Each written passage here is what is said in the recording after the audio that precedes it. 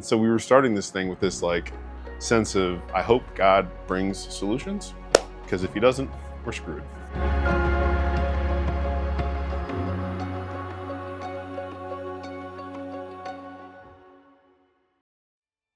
Dan became involved with Branches in about 2018, 2019. I had been chewing on the idea for a while, and I went to him and presented him the idea. Brian and I met years ago, and he's been a good friend for a long time. And honestly, at almost every inflection point since I met him, I've asked him to sit down and have a cup of coffee and just really try to help me understand what I should do next, what God's calling me to do next, and that kind of stuff.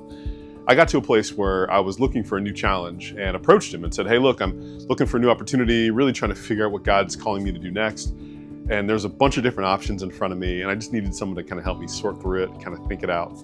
And so we sat down for coffee, and we were just talking, and I was laying out what God was telling me about what potentially could be next. And he said, you could do any one of those things, or you could do this one thing. And he slides a piece of paper across the table to me. And it's kind of a blueprint, it's a white paper for Branches Worldwide, or what would become Branches Worldwide. And he told me about the vision for 30 leaders in 30 countries in 30 years. And I remember reading it and just thinking, oh, that's interesting. Like, not really sort of getting my head around it. Promised I'd read it in detail, took it home to my wife, gave it to her. She read it in detail and immediately came back and said, this is perfect. Like, this is exactly who you are. I mean, she knows me better than anybody, and I've always kind of lived my life at the intersection of faith and leadership. I love working with high capacity leaders who are trying to make a difference in their communities while also really trying to embrace God's kingdom. And this was just right there in that sweet spot. And so reached out to Brian again and said, hey, I think we should maybe get a little more serious about this. So that's where things started to take off. So how did I get involved with Branches? Yeah, I got a good story. The way it got plugged into Branches Worldwide it's kind of funny in my personal opinion. So back before I worked for Branches Worldwide, I worked for a local manufacturing organization, and I managed their logistics department. Logistics has always been my love. It's always been the thing that I've been passionate about. But then while I was working there, that's also where I got really curious about leadership and discipleship and how those two can come together within the marketplace. And that really started through a group that I was a part of with Dan while he was at New Point. And it was an internal passion that I just really kind of grew in and always was curious about. So all that to say, whenever Dan left New Point to start Branches Worldwide, my curiosity was piqued through it. And towards the end of 2020, I remember we were sitting down for a lunch, checking in on each other and really seeing how life is going. And I remember the conversation was about to end. We were just about to wrap up our meal.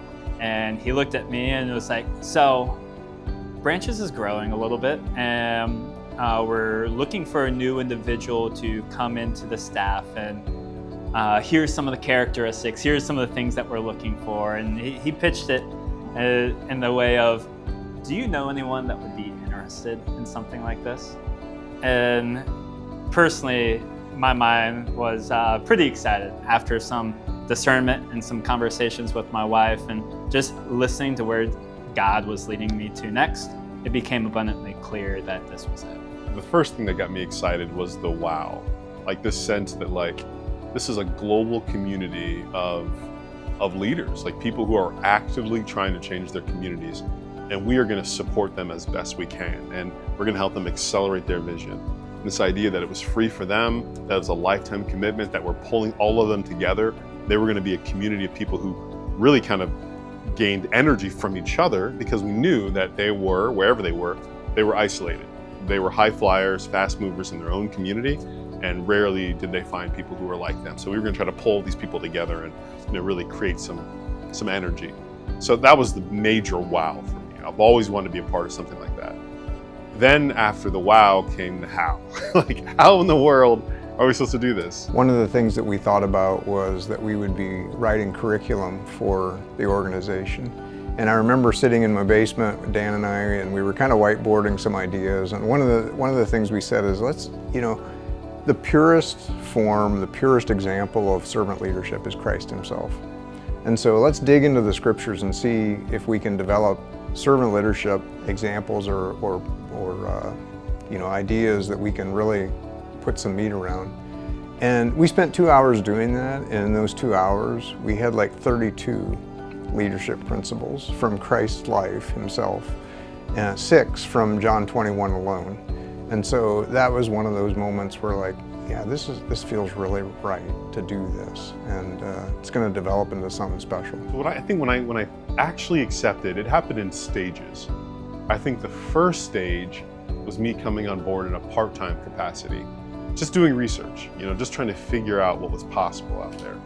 So Brian and I met a couple different times, and really kind of think through, hey, so what is this going to look like? What is the name going to be?